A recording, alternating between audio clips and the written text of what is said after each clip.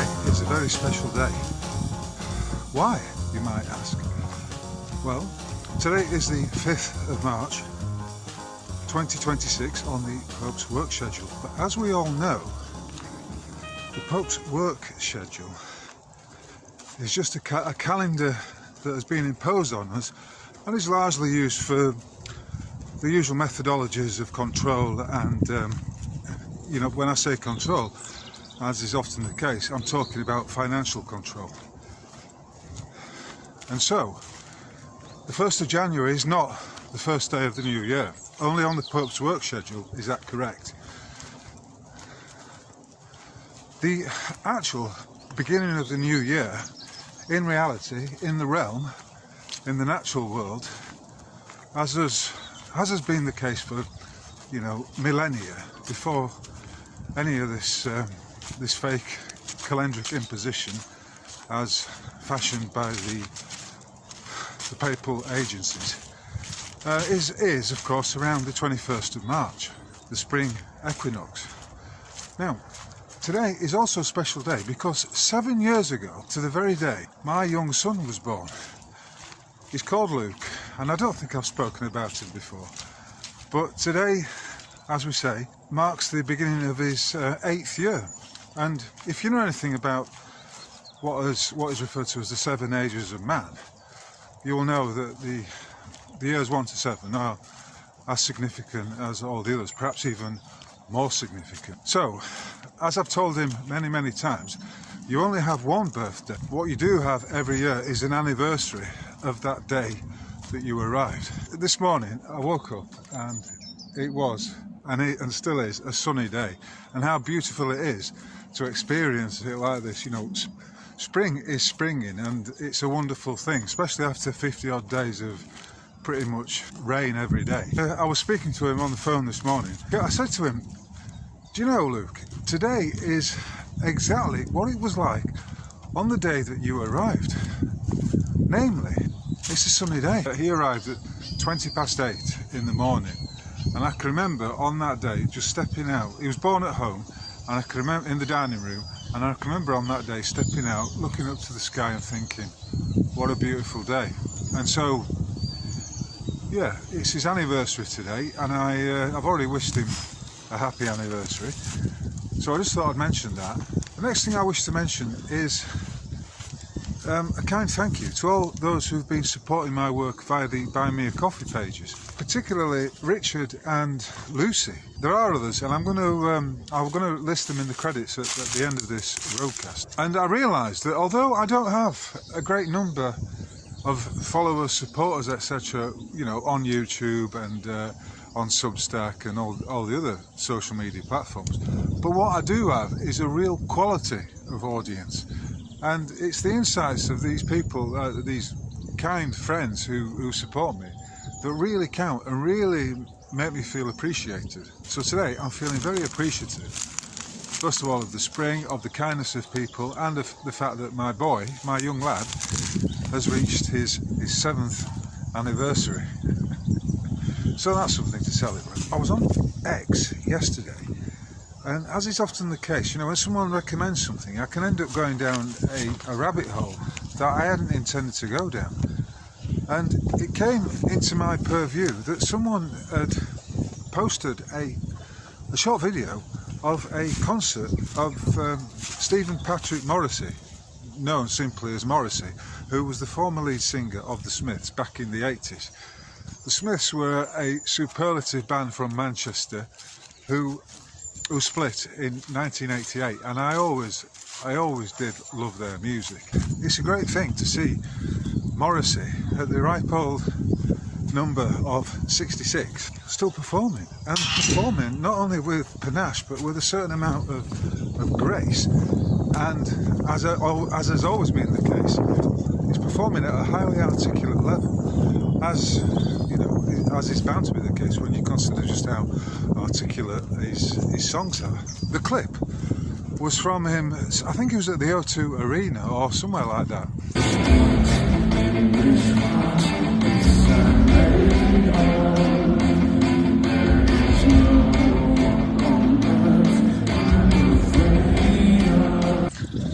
it was only a few days ago, so I think it might have been a week ago, on the 28th of February, and he was performing a song called Irish Blood, English Heart, and it's a song from 2004 from his LP We Are the Quarry.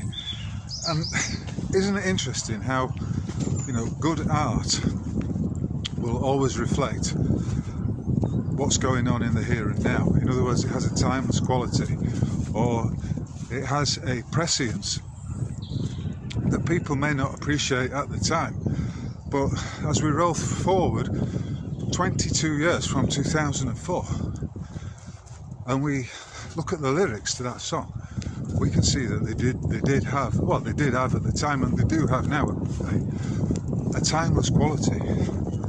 Particularly if we consider that if you're a patriot, if you're patriotic, that is something that's often attacked and derided by those who you might call left-leaning, or those who are down with the whole racist mindset, the ones who are all very keen to label someone sexist or racist.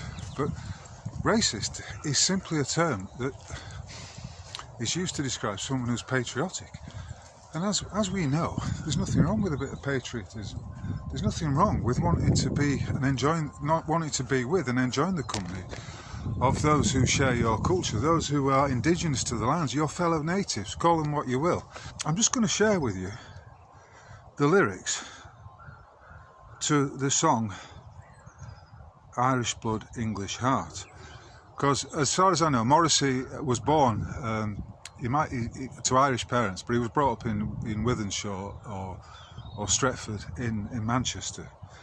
And these are the lyrics to the song. Irish blood, English heart, this I'm made of. There is no one on earth I'm afraid of, and no regime can buy or sell me. I've been dreaming of a time when to be English is not to be baneful, to be standing by the flag, not feeling shameful, racist or partial. Irish blood, English heart, this I'm made of. There is no one on earth I'm afraid of. And I will die with both of my hands untied. I've been dreaming of a time when the English are sick to death of Labour and Tories, and spit upon the name of Oliver Cromwell, and denounce this royal line that still salute him and will salute him forever.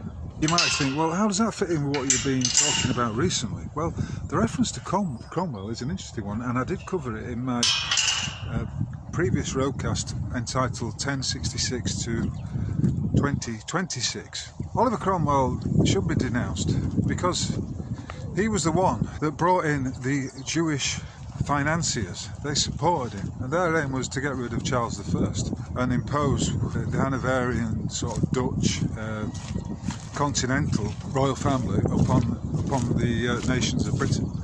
So, you know, although he gave a great speech denouncing the traitors and the ne'er-do-wells in Parliament, he wasn't someone who I personally would look upon as a hero, as a British hero. Whereas Morrissey, funnily enough, I would regard as something of a British hero.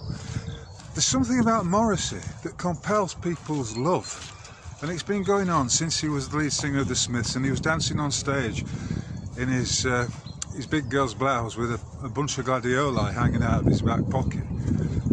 And if you look back at some of the footage from those days, you'll see young lads getting on the stage and just simply dancing with him and hugging him. Not in some sort of homoerotic sense, but just in a sense of real pleasure, real love, just wanting to share his energy. And that is something that at the age of 66 he still seems to have, and I think that's wonderful to behold. And Morrissey's had his critics down the years. You know, there have been occasions when, most famously, when I think he performed for the first time solo after the Smiths break, I think it was 1988, he performed in Wolverhampton and famously wrapped himself in a Union Jack. So, you know, for 40 odd years this man has been singing, writing and articulating and expressing his patriotism, his love of being English. And if there's one thing I do have in common with Morrissey, it's a love of the language and also apparently a love of real ale, because Morrissey, by all accounts, is someone who likes to sup a pint of proper English beer. Anyway, you will, if you're paying attention, remember that some months ago I put out a roadcast in which I nominated and awarded Johnny Marr the Great British Bell End Award. And whilst previously I used to be of the view that the Smiths should reform even just for one tour, and they should go on tour, and it would be just a great experience for all those millions who are fans of theirs, to see them, you know, in their middle and late age performing again. But I've changed that view, because I think now, looking at what Johnny Marr has become and his various Freemasonic one-eyed club behaviours, I'd say he's a bit of a twat, and I can understand perfectly why Morrissey wouldn't want to be associated with him anymore. Johnny Marr is a Crowleyite, meaning he's a Satanist, a Luciferian. There was also a song by Morrissey some years ago that was entitled Bengalian Platforms, and even as I mention it now, I smile, because what he encapsulated perfectly in that song was what it must be like for someone from Bangladesh to come to this country and to be immediately ensconced in what is demonstrably an alien culture. And you might say, well, it's changed since then, but I don't think it has, because underneath, are we not still English, Irish, Scottish, Welsh? Are we not still British? Do we not still have our own preferences, tendencies and shared culture? Of course we fucking do. That's why I'm spouting today about Morrissey, of all people. I never thought that I would ever be wandering through the gently sloping hills and around the hedgerows of Nottinghamshire talking about Stephen Patrick Morrissey, particularly as, you know, he was someone that I will always associate with my youth. But, you know, as I say, his songs do have a timeless quality, and they are very pertinent today. There was another song, the lyric, I can't remember the title of the song, it went something like, a rush and a push, and the land which we stand on is ours, it has been before and it shall be again. You know, even that is prophetic, I would say. Just as was the song Panic, which, if you listen to the lyrics, included a reference to Jimmy Savile going down the Leeds side streets. Stephen Patrick Morrissey is a patriot, and while some gobshites may say that or try and conflate patriotism with racism, that is not the case. It never has been, and it never will be. You know, sometimes you can break the algorithm, and I had a moment last week which makes me chuckle even now thinking about it. Nathan Rothschild has a Twitter account, and I do follow him. Largely because I think it's a good bit of sport. I do like a bit of Rothschild's baiting. Rothschildian baiting. Anyway, he put out a tweet shortly after the bombing of Iran, or Persia as you might more accurately call it, had begun, in which he said something along the lines of history is written by the victors, and hashtag Iran Revolution. And I replied to it. I mean, I think it had a few million hits, or should I say views, because of course he's promoted by the algorithm, whereas lowly old me is heavily suppressed by the algorithm. Anyway, I put a post out linking an article I'd written a few years ago, and in which I was going into this subject of how the Rothschilds for 200 plus years have been financing both sides of many major conflicts, you know, going back to the Napoleonic Wars, and how with all the compound interest of the usury essentially that's added to those fake loans, it's taken, you know, in some cases 150, 170 years to pay them off. That's the nation to pay them off. And I pointed this out in my response to him, and lo and behold, it went, well, for me, it was pretty much a viral tweet, because it had something like 17,000 plus views. which for me is pretty much unheard of. So there's an example of how sometimes you can break the algorithm, but clearly the algorithm has had its revenge on me today, because he put up another post out, and I basically pointed out the nature of the Rothschilds bloodline, namely that they were, you know, a satanic family of the synagogue of Satan, and stuff that I would say is pretty on target and not controversial. However, I noticed something was wrong, because the Twitter account started fluctuating and asking me to prove that I wasn't a bot, etc, etc. And then I got an email stating that my reply to his latest was being suppressed, being throttled down, being strangled, if you like, on account of me engaging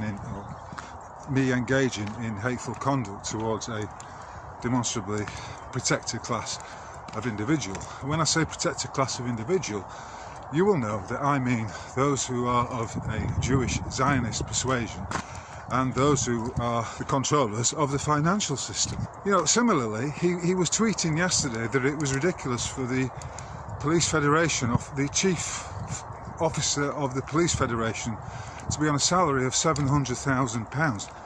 And you know, well, you might say, well, that's correct, but when you consider how many trillions the Rothschilds have stolen from the people, you know, and how they've engaged for over 250 years in a parasitic relationship with the people, then you'll understand that it's preposterous for him to feign any kind of understanding and any kind of faux outrage at someone on a salary of £700,000. So it does tickle me, the fact that Nathan Rothschild, first of all, that Nathan Rothschild is on Twitter, and secondly, that I can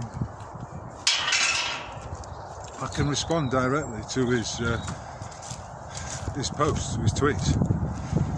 Does he ever read them? I doubt it. Is it him that's making the post? I wouldn't be surprised. But they are, as far as I can tell, they're characterised by a certain shallowness, a certain superiority complex.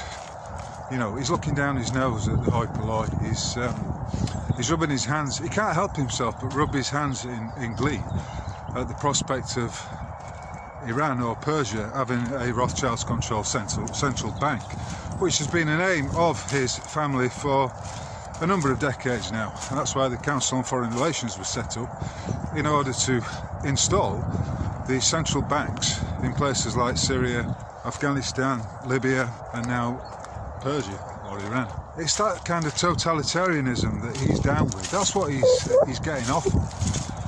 And I personally will never be able to understand that mindset. I'm not going to really attempt to. Why should I? Dear me, just when you think it's beginning to dry out, you come across a waterlogged field. Some months ago, I put out a roadcast in which I stated quite clearly that there is no lawful money, that all we're doing is passing around debt notes. And it's recently become even more crystallised in my mind just how this operates. And if we take the analogy of a monopoly board, you know, we think about it deeply, we can come to the conclusion that we are, in fact, operating on a kind of monopoly board. A monopoly board that is not controlled by us, but is an entirely rigged game. But you ask yourself the question, who wins ultimately in every game of Monopoly? Who has the most power and control? And is Monopoly not about essentially people moving around in a debt system? A debt system where if you don't pay, you go directly to jail. But of course, in a game of Monopoly, you are not. You say, well, I do enjoy playing Monopoly, but you, the living man or woman, are not directly playing. You have a token that you are moving around the board, and that token is commonly known in this realm as your straw man or your legal fiction. It's the all capitalized name, which is essentially an enfranchisement of the state, of the control system, a system that is controlled largely by finance. And so when we look at credit cards, loans, mortgages, etc., we come to a clear understanding that it is the signature of the individual, the living being, that creates the credit in a system, and that this system is operating under a form of bankruptcy, and that bankruptcy dates back to the foundation, I mean, it goes back some way, but to the foundation of the Federal Reserve, and to 1933 when, well, in Britain the pound was removed from the gold standard, and also in America when, and you know, this is not spoken about, the entire corporate entity known as the United States, just as you know, in the same way that the United Kingdom is in fact a corporate entity, it's a legal fiction. Just as that, both entities moved into bankruptcy because effectively the House of Rothschild and its many acolytes, like J.P. Morgan, to name but one, have what you might call a lien or a charge over all the property. It's their security over a nation's wealth, a security to make sure that they get their loans paid back. Those loans that, of course, are accumulating massive amounts of interest on a daily basis. It's their surety, which is why the birth certificate, the creation of the legal fiction occurs with the birth certificate and the capitalisation of the name. Capitalisation, you know, so you are being treated, or rather the individual is utilised as a piece of capital that belonged to the financiers. And because the financiers have a lien or a charge or a security, whichever term you wish to use, over all the assets of pretty much every nation around the world. They haven't quite got their hands on Iran yet, but obviously this is what it's about, and that's why Nathan Rothschild was rubbing his hands and pontificating so gleefully on Twitter the other day. He's almost drooling with pleasure at the prospect of setting up a central bank in Iran. Anyway, we do have one global governance already. It's here, and it has been here for some time. You could say, well, we've had it in place since 1933, when the United States was declared bankrupt and everything was placed as a security into the hands of the financiers. That's why you have the police. The police are policy enforcement officers, and they are there to protect the interests of the financiers, to protect their assets. Everything has been sold off, if you like. Our credit has been stolen and misappropriated by these financiers. It's an amazing, beautiful and complex, but very, very clever, well, you could say it's a genius system of financial servitude. You know, if you think slavery was abolished in 1832, you need to think again, because that is manifestly not the case. But here's something to consider. What if the so-called world debt and the national debt of these countries like the US and the UK, which are in fact corporate entities, not really countries, what if you're only being shown one side of the ledger? And what if that debt is actually the side of the ledger that is owed to the peoples of Earth? For as we know, it's the individuals who are the creators of the credit. The banks, the financial institutions, are acting as nominees. They're acting as trustees, if you like, of that national debt. But when you're balancing a ledger, and it's all about balancing the ledger, because remember, there is no lawful money. It's about credit and debit when it boils down to it. What if those so-called national debts are in fact indicative of the credit that is owed to the peoples of the earth? Now, wouldn't that be something? I'm not going to say any more than that. I'm just planting the seed. It's an idea whose time has probably come, and one which I'm going to be exploring in some detail and some depth forthwith. Anyway, for now, I'm going to wrap it up there, because I've probably spoken enough. Spring has sprung at long last. It's a beautiful day. It's the anniversary of my boy's arrival in this realm, and all that remains for me to say is thank you very much to everyone who's tipped me a few quid via the donation button at Buy Me a Coffee. It's truly appreciated. If you've not already subscribed, then if you're watching this on YouTube, please subscribe, give me a like, and even comment, because as I say regularly, if you leave me a comment, I will get back to you, because I'm not inundated with vast amounts of emails and comments. Some of my roadcasts I've got less than 100 views, but as I said at the start, I'm not particularly concerned about that, because it's all about quality, not quantity. If you're able and you fancy getting first dibs on my output, then please consider taking out a paid subscription on Substack. It's only £5 a month, which is the cost of, in some places, it's the cost of but one pint of beer. I'm also, I've got the Rogue Mail site, roguemail.org. I'm available. You can catch me on Facebook, although I don't go there on there that frequently. And I'm also, as I've said, on X, so you can catch me on there. Oh, there is one thing I was going to tell you about before I go, and I think it's quite interesting. A few weeks ago, I got an email from the press agency. I think they're now called Media Agency or something like that.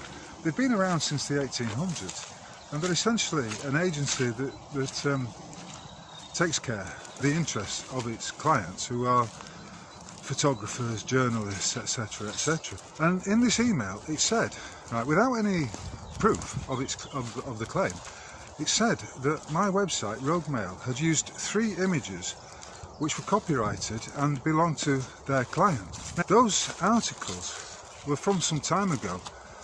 There was one in which I used an image of the Halifax Building Society headquarters in the town of Halifax. The other one was a photograph of a red Freemasonic helicopter that was on the square at Parliament during the sale of the London Bridge, well, I'm going to call it the London Bridge PSYOP, or false flag, from, I believe, 2017. I mean, that was hilarious. If you look at some of the other pictures I've got in the article, you can see a dummy that's been placed under the wheels of a double-decker bus. And then you have the strange behaviour of Oliver Tobias, I think his name is, who was attempting to perform some kind of resuscitation whilst on an alleged victim, whilst the ambulance men stood around watching him. It was very strange. And the third one was a photograph of a community centre called, I think it was called the Belfair Community Centre in Kent. That was used to illustrate an article which I wrote about the purported murder. And again, I would perhaps suggest it was a false flag, or of David Ames, who was an MP, who was allegedly killed by I think it was a Somalian immigrant who stabbed him to death. But with each of those, well, with the second two, those two PSYOPs, they were, once you know the methodology, you can spot a PSYOP a mile off.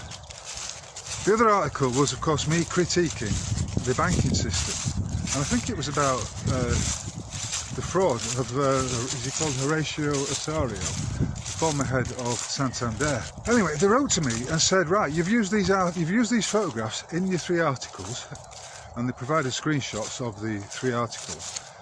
I think one of them, I think they were from 2017 through to 2021. And it said, you now owe us £600 per usage. But if you don't want to pay us £1,800, then you can purchase a license from us. I wrote a reply and pointed them to my fair use notice, in which I make it clear that the website is a non-commercial, not-for-profit website, which is for the purposes of education, entertainment and criticism. In other words, if something is in the public, if a story or an occasion or an event is in the public, then if you want to illustrate that as by way of critiquing the story, in other words, asking questions about it and pointing out certain facts, then that's fine. Anyway, they wrote back and said, unfortunately, the fair use agreement doesn't apply to photographs. By this point, I'm getting a bit fed up with their... I just thought, well, why are you still pushing it? And simultaneously, I had a conversation with Dom of the Sheep Farm podcast, And the same agency had gone after him. And I think it was for 3 photographs he'd used. But none of these photographs, which are in the public realm, had a watermark on them. There was no way that you could identify them as belonging to a particular individual, and therefore you could not give them any credit. So anyway, I thought, fuck it, I've had enough of this. And so I sent them a notice of conditional acceptance, basically saying that I would most happily pay them what they were claiming. And by this point, somehow it had escalated to £3,600, something, no, £3,500, something like that. I'd be willing to pay them if they could provide me with material evidence that, you know, with these items. Number one, proof that the Rogue Mail website is a commercial website and that I used said photographs to actually gain financially for the purposes of profiteering, you might say. Secondly, that there had been a watermark on the images, and that therefore they could be identified as belonging to the creators, the individuals who've taken the shots. And thirdly, I said to them they should provide material evidence that the Rogue Mail website is not essentially one whose aim is to entertain, educate and critique. And I said, because I'd had enough of it, I said to them, right, in any event, I'm now charging you £1,200 as an administrative fee for every item, correspondence that you send that I've had to deal with. And so that's where I left it. They have now been put on notice of conditional acceptance, that it's time for them to put up or shut up. Anyway, thus far, I've not heard from them. So, I thought you might like to hear that, because I think it's an interesting, not only is it an interesting story, but it's also an example, if you like, of how you don't have to take this bullshit, of how every claim made against you should be challenged. Particularly, you know, I said to them that their approach was unmeritorious and aggressive. In fact, I ended the notice of conditional acceptance by stating that if they fail to provide the requested items, then I look forward to never hearing from them again. But in any event, they now owe me 1,200 quid per piece of correspondence. So, if you think about it, I've built up a corresponding debt for them. So, as far as I'm concerned, if they're going to claim £3,500 from me, I'll balance that out and set it off with the £3,600 that they owe me. Anyway, if you got this far, as always, thank you very much for listening, and I'll catch you on the flip side. Cheers.